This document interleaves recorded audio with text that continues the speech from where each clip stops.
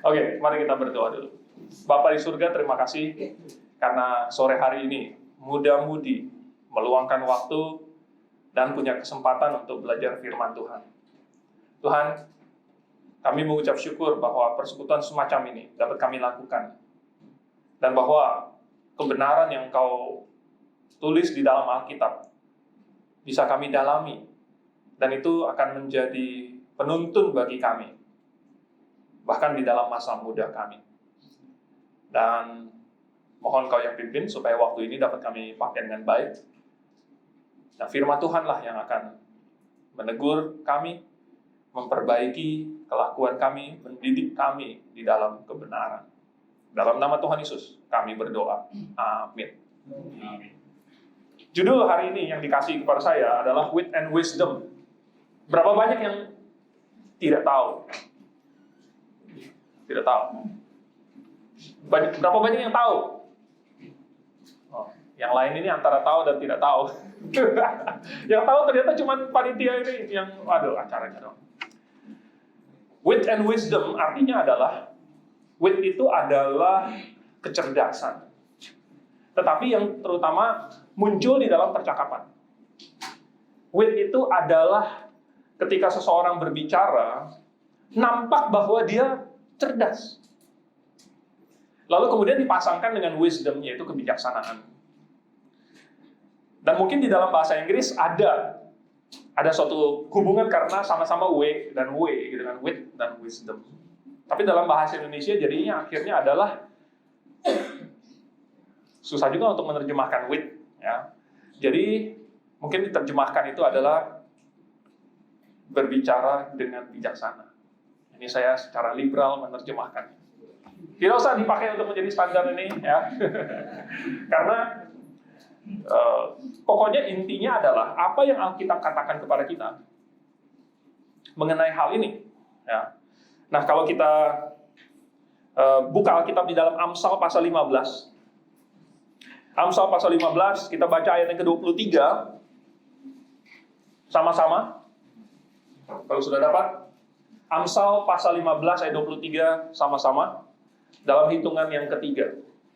Nah, belum. Amsal 15 ayat 23. 1, 2, 3. Seseorang bersukacita karena jawaban yang diberikannya, dan alangkah baiknya perkataan yang tepat pada waktunya. Ya. Salomo ada bilang lagi, dan ini banyak ya, ayat-ayat seperti ini. Di dalam Amsal, di dalam Mazmur, banyak sekali. Salomo bilang bahwa perkataan yang diucapkan tepat pada waktunya, itu bagaikan apel emas dalam pinggan perak. Apel emas dalam pinggan perak. Tentu kita mau bahwa setiap perkataan yang muncul dari mulut kita itu seperti apel emas. Apel emas, apel emas, apel emas. Wah, kaya raya kita. Ya kan? Apel emas terus. Tapi realitanya kebanyakan yang keluar itu apel busuk. Bukan apel emas. Karena kata-kata kita bukan saja tidak berharga, tetapi kosong, percuma, dan bahkan busuk kalau dimakan sama orang lain. Bisa bikin sakit perut. Ada pepatah katanya, biarlah kata-katamu itu manis dan lembut, karena kamu nggak tahu kapan kamu harus menelan ucapanmu sendiri. Jadi kalau kata-kata kamu tajam, kasar, kamu ntar mesti telan sendiri, nggak enak. Jadi bagaimana caranya supaya kata-kata kita itu keluarnya emas, berharga? Bagaimana supaya perkataan kita itu benar, bijaksana? Nah, tentu Alkitab ada banyak berbicara tentang hal ini. Saya pilih ada 3 langkah bagaimana kita bisa berbicara dengan kecerdasan dan juga dengan kebijaksanaan. Langkah nomor 1 adalah, perhatikan baik-baik, kurangi berbicara. Bagus pada diam semua. Ya, bagus. Langkah nomor 1 adalah kurangi bicara. Kenapa begini? Ya, ada pepatah lagi, katanya ngomong itu murah. Kenapa ngomong itu murah? Sesuai dengan hukum ekonomi, ada hubungan antara supply dan permintaan. Kalau supply-nya banyak, permintaannya sedikit, barang itu jadi murah. Ya kan? Supply-nya banyak, barangnya sedikit, permintaannya sedikit. Barangnya murah. Demikian juga dengan perkataan, ngomong. Supply-nya banyak, wah ngomongnya banyak nih. Ngomong sana ngomong sini, supply-nya banyak, permintaannya sedikit, nggak ada yang mau dengerin. Makanya omongan itu murah. Gimana caranya supaya omongan kita itu tidak murah? Ya, kalau menurut hukum ekonomi tadi artinya permintaan supply-nya mesti diturunkan. Kalau supply-nya diturunkan, permintaannya banyak, itu otomatis harga barangnya jadi mahal, jadi naik.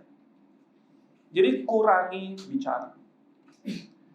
Kalau banyak bicara, itu jadinya kurang mendengarkan. Ya, kadang-kadang kurang mendengarkan bisa juga karena tertutup oleh uapan, menguap. Kadang-kadang bisa saja. Dulu saya pernah ada guru sejarah.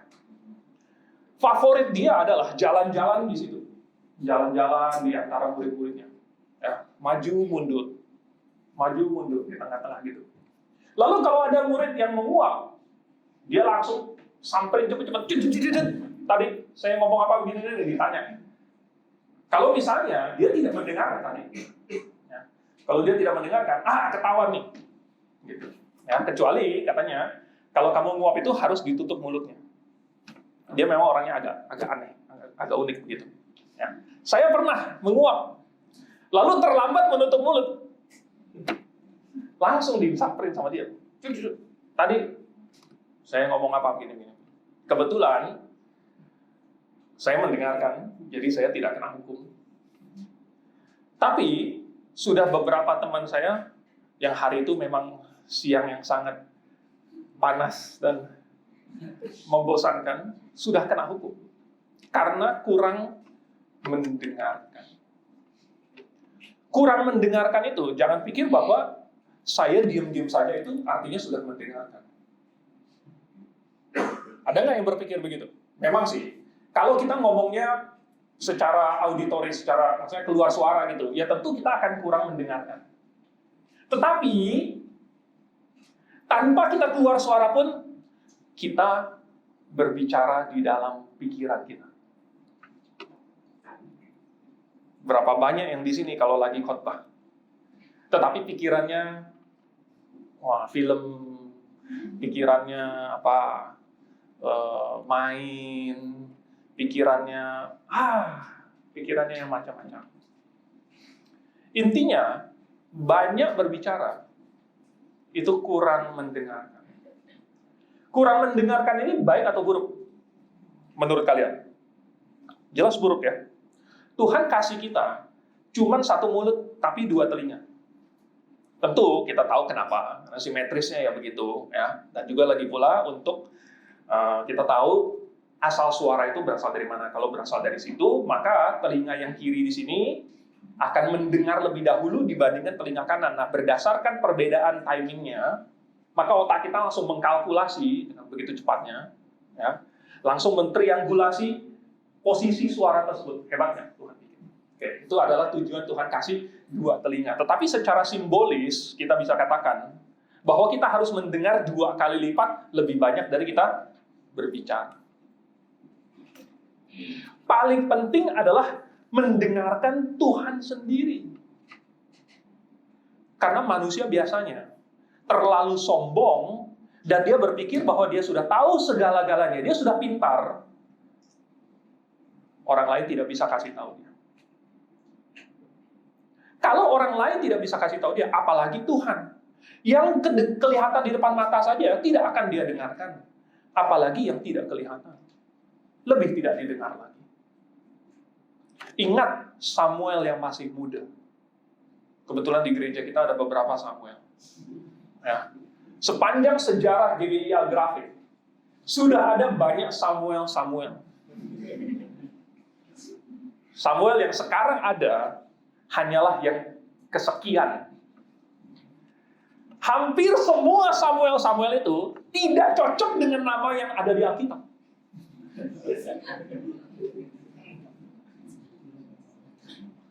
Moga-moga yang sekarang ini lebih cocok. Ingat, kurangi bicara. Karena bukan hanya yang bernama Samuel saja yang harus mendengarkan. Ya, bukan hanya Samuel. Tapi ingat Samuel. Ingat Samuel, waktu Tuhan berbicara kepada dia, Samuel, waktu itu lagi sepi. Tetapi, pikiran si Samuel juga bukan sedang dipenuhi dengan hal-hal yang lain, dan dia bisa langsung mendengar suara Tuhan. Tentu hari ini nggak akan ada suara Tuhan ya, yang memanggil gitu kan, Samuel. Kalau lagi tidur gitu, Samuel dipanggil, itu pasti suara papi, bukan suara Tuhan. Tetapi respon dari Samuel lah yang sangat bagus, yaitu dia langsung berkata, berbicaralah Tuhan, sebab hamba-Mu ini mendengarkan. Ini adalah fungsinya Tuhan kasih kita telinga. Dan telinga ini ditaruh menghadap ke depan. Ini signifikan. Karena ada binatang yang Tuhan bikin supaya telinganya itu bisa begini. Kalau manusia nggak bisa. Manusia nggak bisa. Nggak ada kan yang telinganya bisa begitu kan? Begini-begini gitu. Nggak ada. Kalau anjing, kucing, segala macam, keledai, kuda bisa. Ya. Burung hantu. Di mana nggak ada telinganya? Karena burung hantu punya telinga yang sangat khusus. Oke, ini bukan pelajaran biologi. Intinya, Tuhan bikin telinga manusia untuk mendengarkan apa yang dia perhatikan. Makanya ke depan. Ya. Kalau Tuhan bikin ke belakang menghadapnya, artinya Tuhan mau kita mendengarkan desas-desus di belakang kita. Gitu kan? Tapi Tuhan nggak bikin mengarah ke belakang, Tuhan bikin mengarah ke depan supaya kita mendengarkan yang sedang kita perhatikan. Sekali lagi, yang paling penting adalah mendengarkan Tuhan. Ya. Kalau tidak mendengarkan, kalau kurang mendengarkan, bahayanya adalah maka kita akan melompat kepada kesimpulan yang salah. Melompat kepada kesimpulan. Karena kita belum mendengarkan, kita belum punya informasi yang cukup. Mungkin yang kita dengar baru sebagian, mungkin kita masih salah, mungkin kita belum sempat mengkonfirmasi, mungkin kita tidak tahu kebenarannya. Kalau kita kurang mendengarkan, maka kita bisa mengambil kesimpulan yang salah. Ada satu cerita, saya nggak tahu benar apa enggak. Ada seorang guru TK. Guru TK ini dikasihi oleh murid-muridnya karena dia sangat mengenal mereka. Oh, semua anaknya namanya dia tahu. Ini udah biasa ya. Tapi dia bukan cuma tahu itu, dia tahu keluarganya itu usahanya apa. Suatu hari guru TK ini ulang tahun. Lalu murid-muridnya datang bawa hadiah. Wah, ada satu yang datang bawa hadiah kotak panjang begitu. Guru ini ingat, oh ini bapaknya punya toko bunga, ini pasti setangkai bunga. Wah, terima kasih untuk bunganya gitu. Lalu dia terima kotaknya. Ada satu lagi anak yang datang bawa hadiah gitu. Oh ini orang tuanya itu punya bakery. Oh terima kasih, ini kotak begini, ini ukurannya pas untuk kue ulang tahun ini. Oh terima kasih kuenya, dia bilang. Ya. Lalu ada datang satu anak, dia bawa semacam kayak kotak sepatu gitu. Ya. Kotak sepatu ukurannya. Tapi guru ini ingat bahwa orang tua anak ini jual anggur, botol-botol anggur gitu ya. Lalu pas dia lihat, dari kotak itu udah netes gitu. Waduh, jangan-jangan apa pecah belah ini. udah pecah di dalam gitu. Ya, cepet-cepet dia tadahin gitu. Dia tadahin terus dia coba jilat sedikit gitu. Wah, terima kasih untuk anggurnya. Dia bilang. Anak ini bilang, bukan Bu, ini anak anjing. Wah, Anda bisa bayangkan, bukan anggur, tapi ya sudah. Ya, kita juga tidak tahu.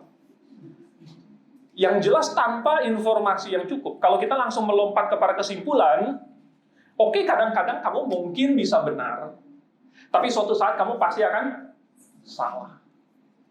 Pasti akan salah. Nah, kalau salahnya cuman hadiah apa yang kamu terima, ya sudahlah, ya kan? Tapi kalau salahnya cairan apa ini,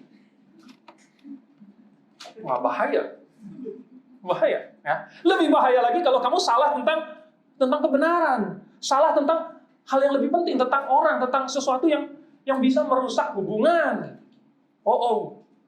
Kalau kita melompat kepada kesimpulan, kita salah, mungkin efeknya bukan cuma minum anggur. Mungkin lebih parah. Coba kita lihat di dalam Amsal pasal yang ke-19, pasal 10. Amsal pasal 10 ayat 19. Di dalam banyak bicara, pasti ada pelanggaran. Tetapi siapa yang menahan bibirnya berakal budi. Tadi kan prinsipnya apa? Langkah nomor satu adalah kurangi bicara. Nomor satu, supaya bisa kita mendengar dengan lebih baik. Supaya perhatian kita adalah kita mendapatkan informasi. Kita menemukan kebenaran. Tetapi, ada hal lain lagi. Nomor dua, kurangi bicara karena di dalam banyak bicara, kita banyak salah. Banyak salah. Di dalam Yakobus pasal yang ketiga, Yakobus bilang bahwa manusia sudah bisa menaklukkan, menjinakkan seluruh bumi. Semua binatang bisa manusia jinakkan, tetapi lidah kita, lidah ini seperti api yang katanya bisa membakar hutan, tidak bisa dikendalikan. Barang siapa yang berhasil mengendalikan bibirnya, lidahnya, dia sudah berhasil mengendalikan seluruh tubuhnya. Berarti dari seluruh tubuh kita, yang paling susah dikendalikan adalah lidah kita. Nah, kalau zaman modern ini, mungkin harus ditambah koma yang berhasil menguasai lidahnya dan jempolnya. Karena hari ini kita komunikasi pakai jempol. Ketik, send. Belum dipikir, belum dibaca. Send. Berapa banyak saya lihat itu ada meme yang ini.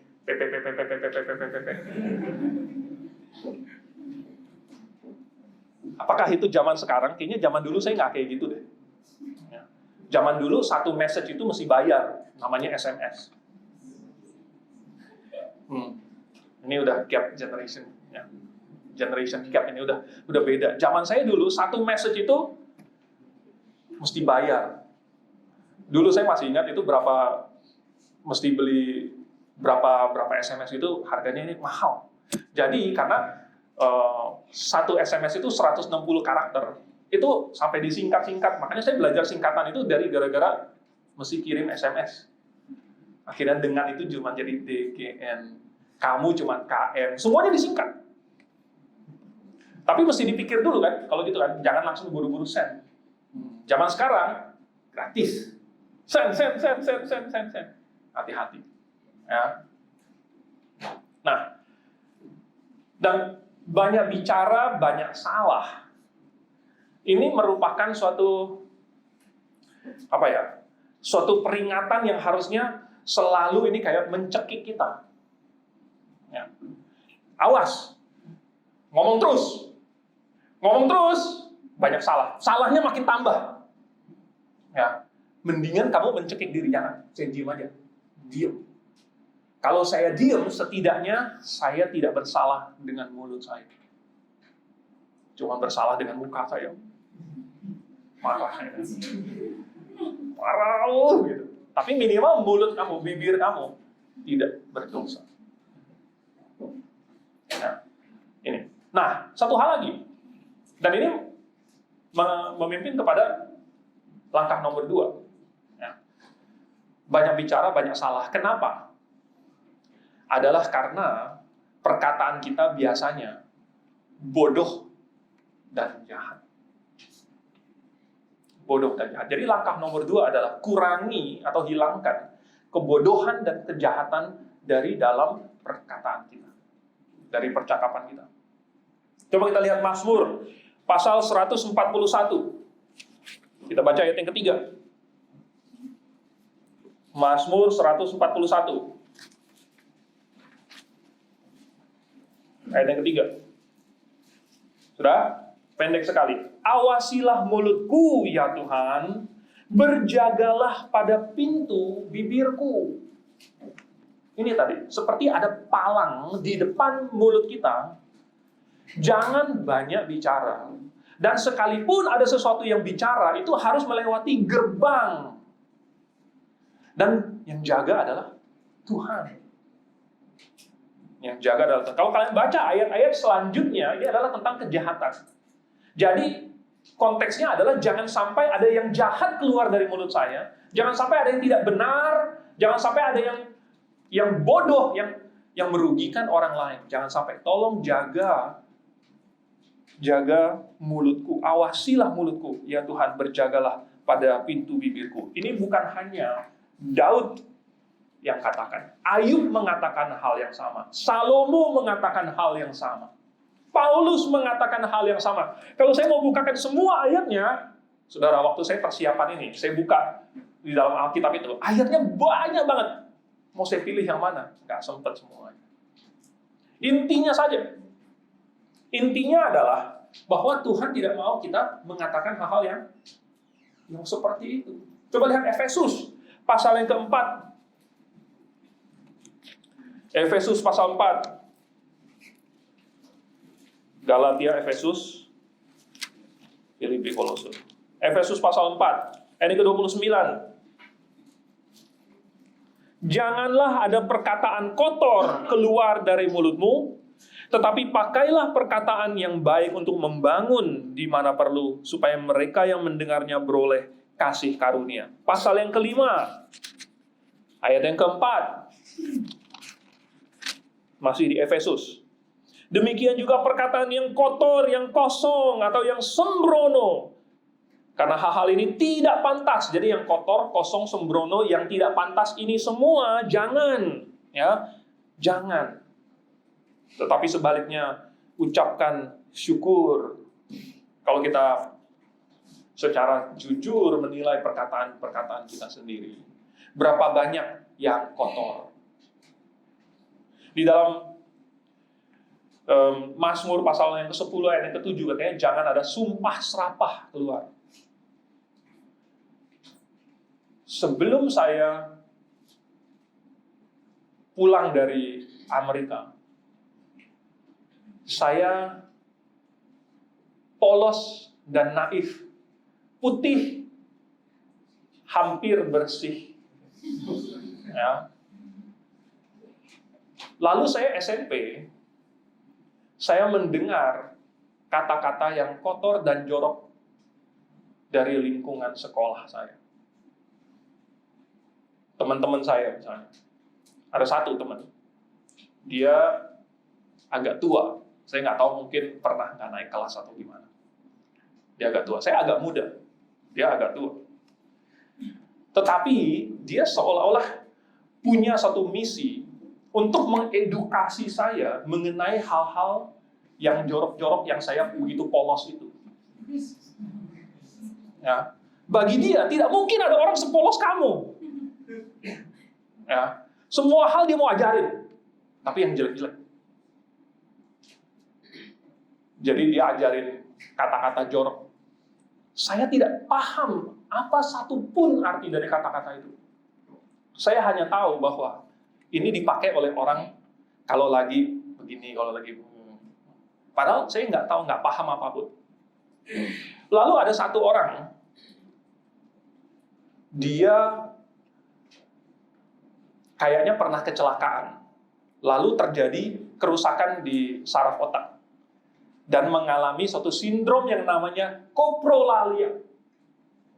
Kopro itu artinya adalah kotoran. Tai. Jadi koprolalia itu adalah ucapannya kotor. Sebentar-sebentar dia tiba-tiba akan begini dan keluar kata kotor yang tidak bisa saya ucapkan di sini. Tiba-tiba dia akan keluar tit gitu. Ya, ada sensornya. Cuma itu dia setiap hari duduk di depan gerbang sekolah. Di depan gerbang sekolah, ya. Dan itu adalah persis di samping yang jualan teh sosro. Jadi setiap hari anak-anak sudah pulang sekolah itu pasti ngumpul di situ. Dan yang nunggu jemputan juga nunggu di situ. Jadi setiap hari semua anak-anak dibombardir dengan kata-kata jorok yang berhubungan dengan yang ada hubungannya dengan hubungan intim dah. Ya, semua jenis dari A sampai Z. Dia sebutkan. Baru sesudah saya sekolah kedokteran, saya tahu, oh itu namanya koprolalia. Dan itu adalah suatu kerusakan di otak. Sehingga dia refleks begini-begini, ya. Dia tidak bisa mengendalikan itu. Lalu keluar kata-kata itu. Tapi dulu saya pikir bahwa ini orang kenapa gitu ya? Kok ngomong jorok tiap hari? Sehingga saya jadi tahu hal-hal itu. Tadinya saya putih bersih, hampir bersih. Saya tidak pernah satu kali pun berusaha untuk meniru apa yang dia lakukan. Karena saya takut kalau saya niru, terus saya jadi gini-gini juga mungkin. Jadi saya tidak pernah meniru. Tetapi semenjak itu, setiap kali saya ada mendengar orang lain mengucapkan kata-kata yang sama, saya seperti, itu kayak orang itu. Ya, itu kayak orang itu, yang mulutnya tidak terkendali.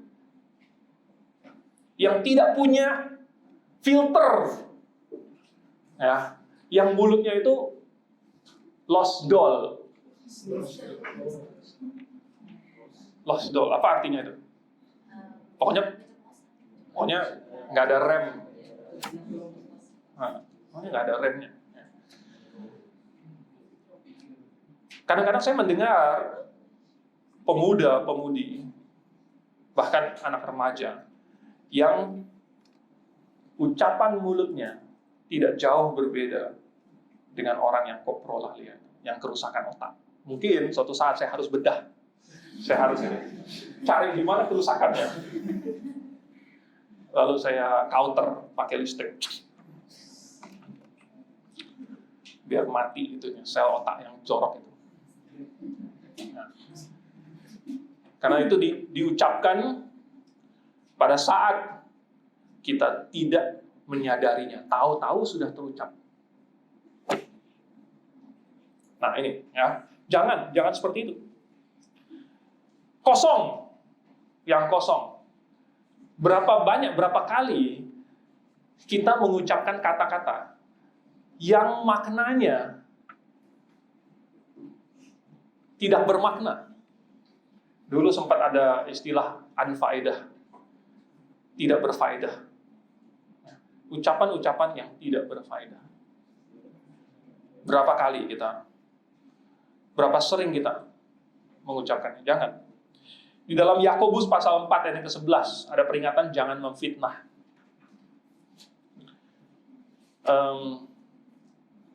Kata jangan memfitnah ini dalam bahasa Inggrisnya speak evil.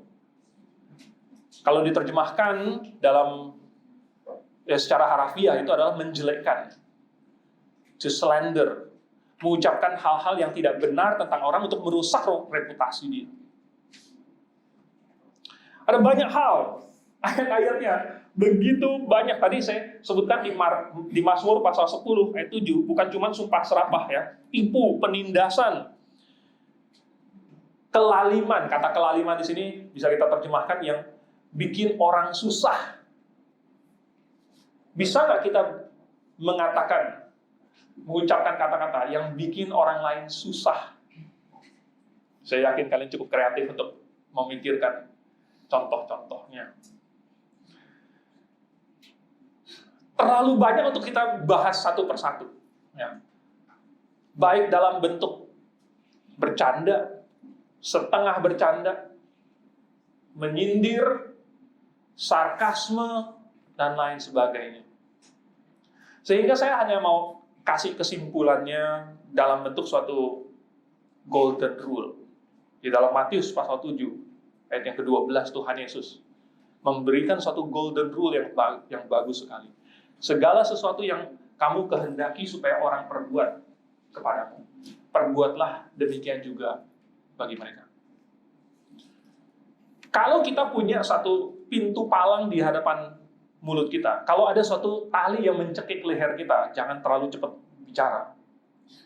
Maka kita pikir dulu, kita pakai filter. Ya.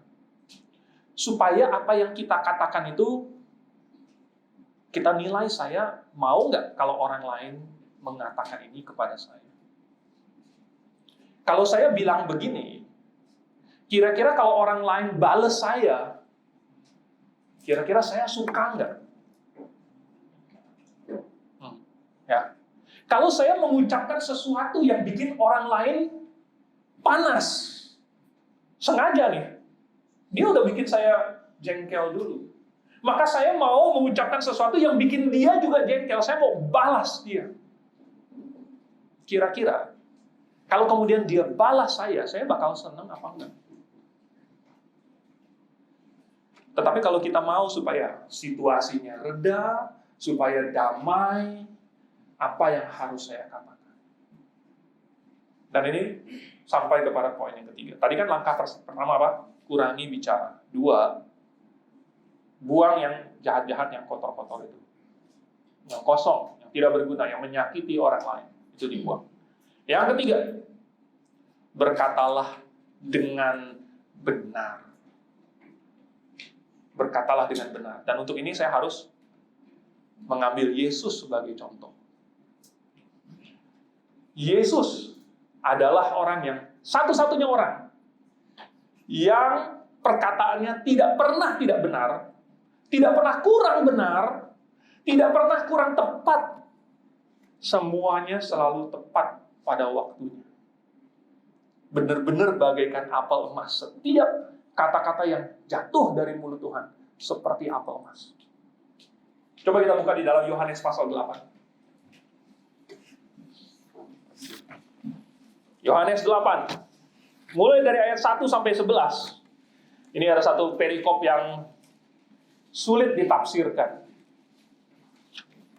Tapi saya ajak untuk kalian renungkan hari ini. Yohanes pasal 8. Untuk mencobai Tuhan Yesus, ahli-ahli Taurat, ya, dan orang Farisi membawa seorang perempuan yang tertangkap berzina. Lalu kemudian bertanya kepada Tuhan, kalau menurut hukum Musa ini harus dilempari batu sampai mati. Bagaimana pendapat Tuhan? Wow. Ini pertama kita harus memahami konteksnya. Kenapa sampai ujung Tuhan tidak menghukum dia? Padahal ketangkap berzina. Ya. Kita bisa lumayan yakin bahwa dia memang ketangkap berzina. Karena ini kan namanya tes. Kalau ini bohong-bohongan, terlalu gampang bagi Tuhan Yesus untuk menyingkapkan kebohongan mereka. Jadi pasti mereka menggunakan suatu kasus yang benar-benar real, tetapi sulit. Ya kan? Sulitnya apa? Nomor 1, kalau misalnya ketangkepnya sama siapa? Bisa nggak ketangkep berzina cuman sendirian? berzina sama siapa. Nah, tentu kalau zaman sekarang beda lagi. Tetapi dia ketangkep katanya, tetapi cuman perempuan yang dibawa, laki-lakinya tidak dibawa. Dia tidak dihadapkan kepada Tuhan Yesus. Jadi, ini merupakan suatu kasus yang sulit bagi Tuhan. Dan sekarang langsung on the spot dituntut apa respon Tuhan.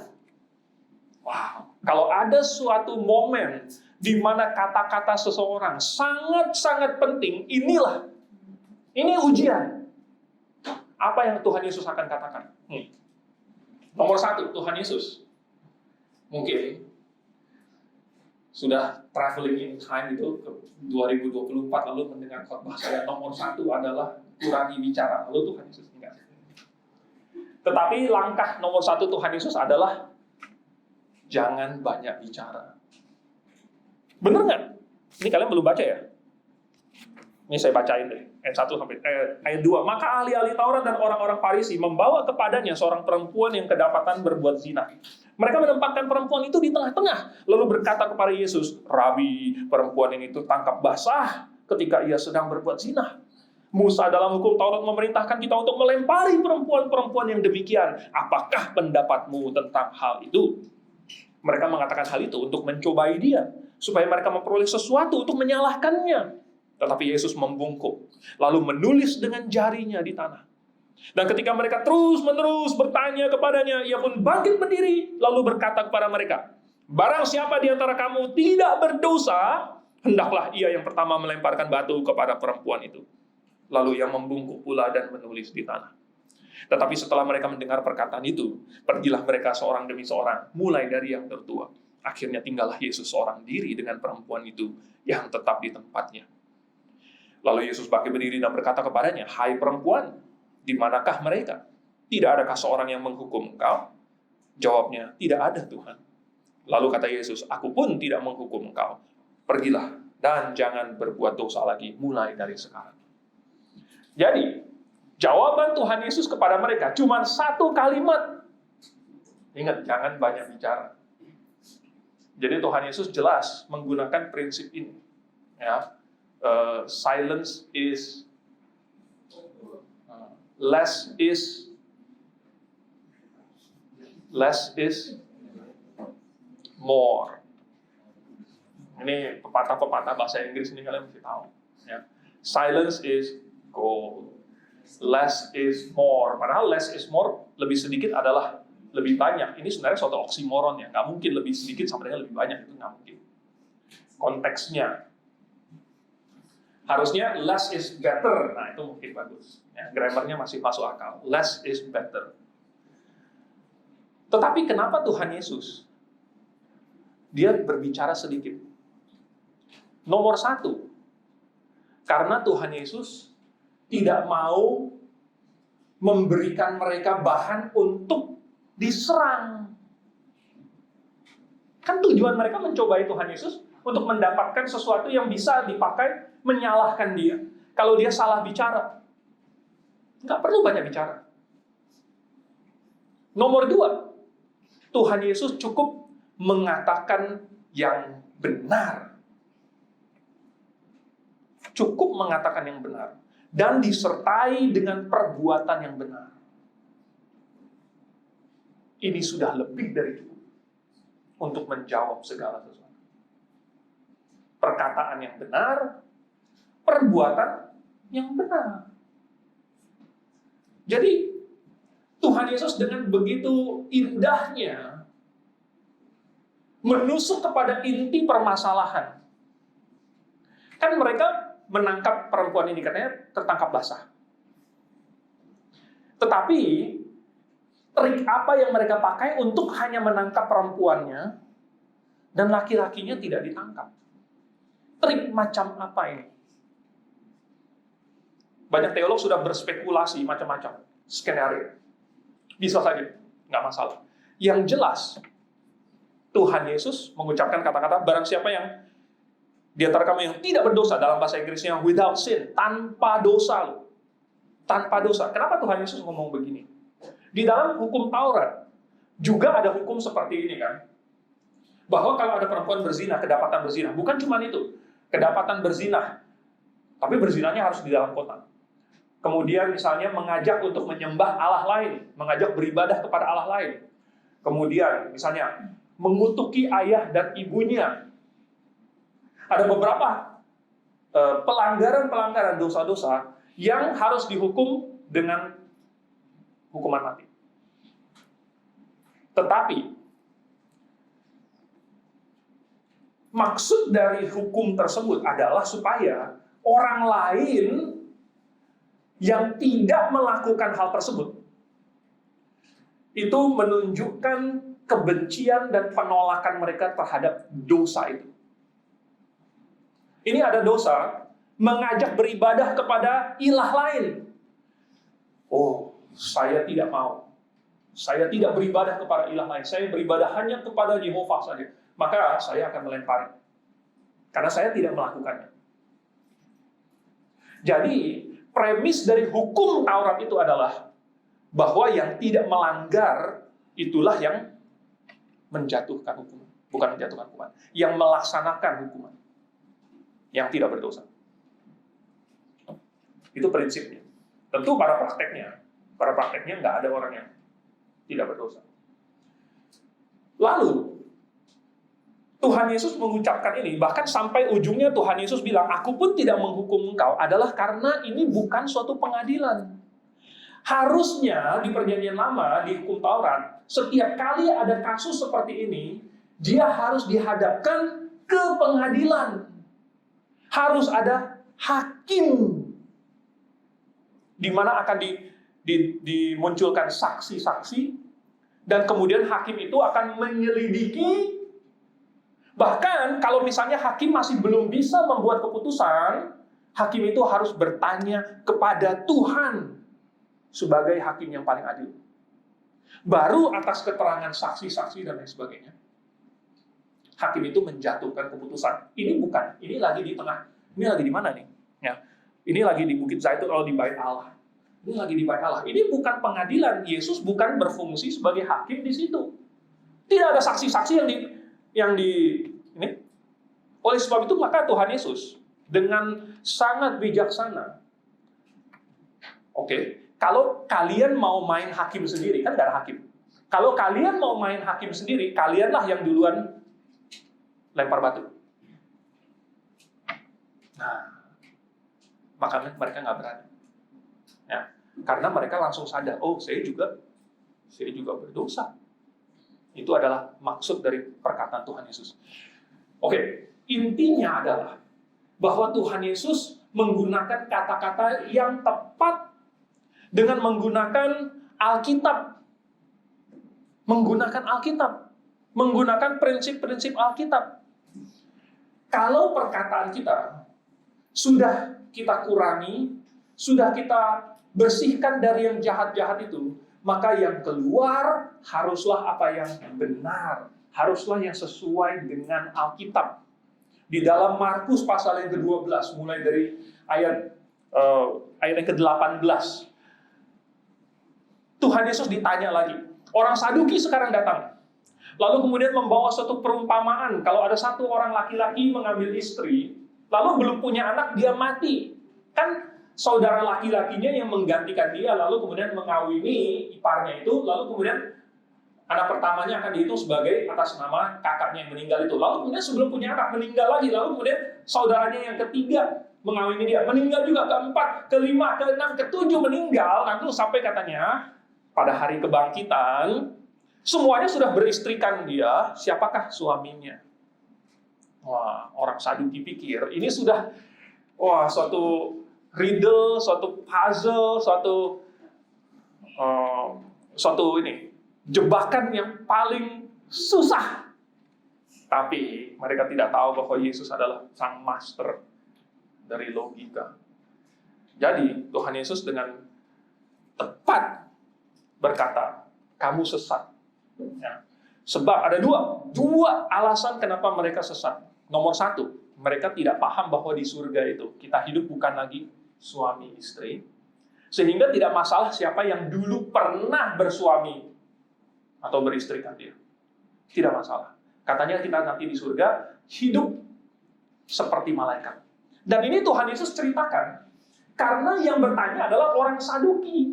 Kalian tahu nggak orang Saduki itu punya doktrin bahwa tidak ada kebangkitan.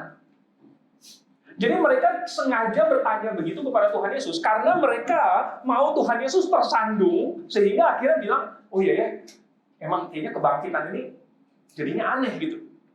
Kalau ada kebangkitan, Tuhan Yesus dengan tepat berkata, nanti di surga kalau sudah bangkit hidup seperti malaikat.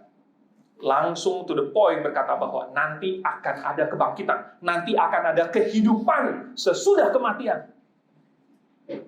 Lalu nomor 2, Tuhan Yesus bilang mereka sesat karena waktu Allah menampakkan diri kepada Musa pakai burning bush, semak belukar yang terbakar itu. Allah berkata bahwa Ia adalah Allah Abraham, Ishak, dan Yakub. Dan argumen Tuhan Yesus adalah Allah dari orang-orang yang hidup, bukan Allah orang mati.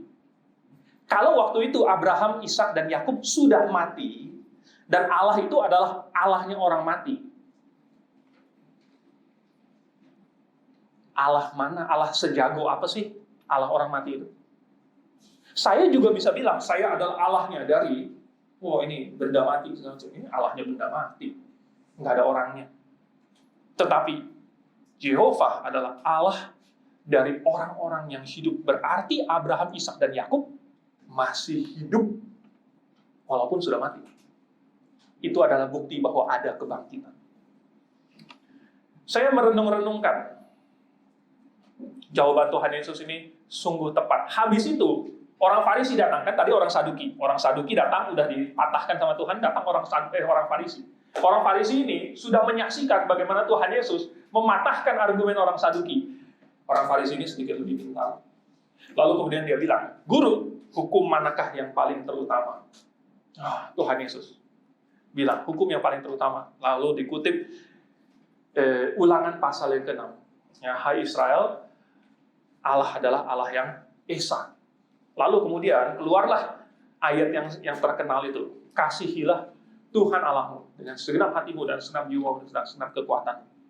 Lalu kemudian hukum yang kedua yang sama dengan itu adalah kasihilah sesama manusia seperti dirimu sendiri. Jawaban Tuhan Yesus tepat sekali. Saya renung-renungkan dan saya dapatkan bahwa setiap kata-kata Tuhan Yesus bukan hanya secara faktual benar, secara faktual, tetapi didesain untuk membawa pendengarnya kepada Tuhan. Didesain untuk mengarahkan mereka kepada kebenaran. Didesain untuk membuat mereka mengakui kebenaran. Wow, bukan saja tidak ada yang kosong. Bukan saja tidak ada yang sia-sia. Tetapi semuanya ditargetkan khusus. Sesuai dengan kebutuhan, sesuai dengan situasi. Sesuai dengan Alkitab. Kalau saya bandingkan dengan diri saya sendiri, betapa jauhnya saya, betapa gagalnya saya, karena kata-kata saya banyak yang salah, banyak yang kosong, tidak berguna, tidak berfaedah, dan hanya sedikit yang membawa orang kepada Tuhan. Hanya sedikit dari kata-kata saya yang menjelaskan firman Tuhan. Hanya sedikit yang bisa membuat orang melihat Yesus. Beda dengan Tuhan Yesus. Kalau kita mau mengambil contoh Tuhan Yesus, saya hanya bisa seperti Petrus, menyadari bahwa diri saya orang berdosa dan mulut saya begitu kotor. Saya masih harus kembali ke langkah 1, kurangi bicara. 2, buang yang kotor-kotor itu, yang kosong.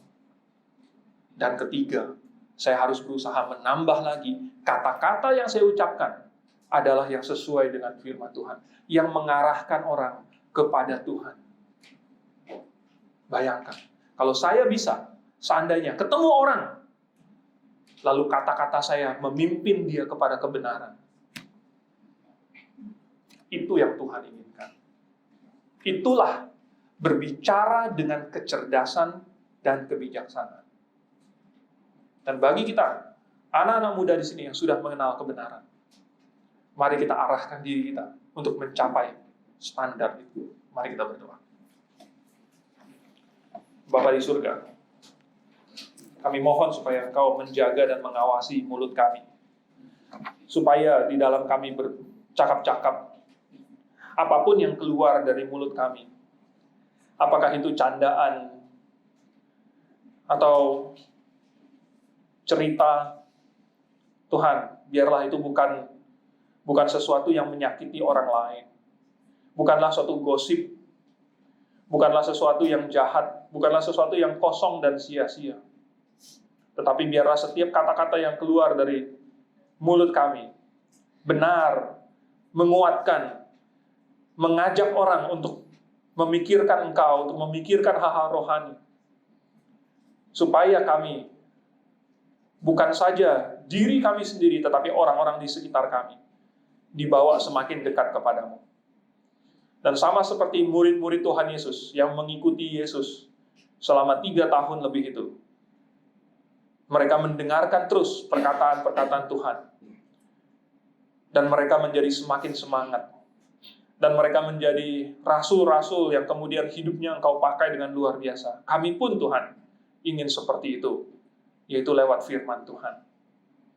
Oleh sebab itu bantulah kami, supaya mulut kami ini menjadi kudus dan Engkau pakai. Dalam nama Tuhan Yesus kami berdoa. Amin.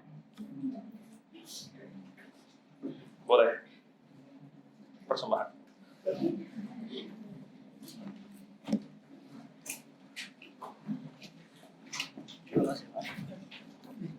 Pak, HP-nya?